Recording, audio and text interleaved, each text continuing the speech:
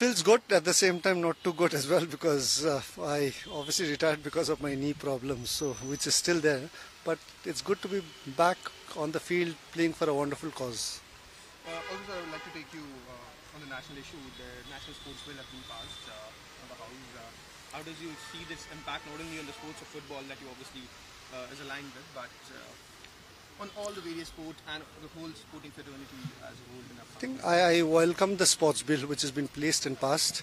I only hope that BCCI and cricket was included as well, but nevertheless, I think it's a welcome move, and I hope since sports in India, we have been, in terms of the world, I think we have been struggling in terms of Olympic, in terms of our own football. I think this bill might change and bring in transparency, bring in right people for the job. I hope it does that, and that's what we're hoping. Also, there have been a criticism for the same bill that this might centralize the power in a few hands. Everyone has said that this might centralize because of the bodies coming in. The state bodies might not have the same powers that they used to have. Yeah. So what are your views? Because opposition also highlighted. I think that's very, very important. Let's see how it goes first.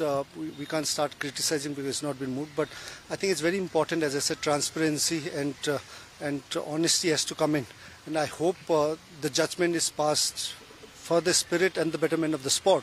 So it should not be looked into, who the person is in the federation or IOA. So I hope whatever the committee said, I hope it gives a transparency, fair judgment for the betterment of the sport.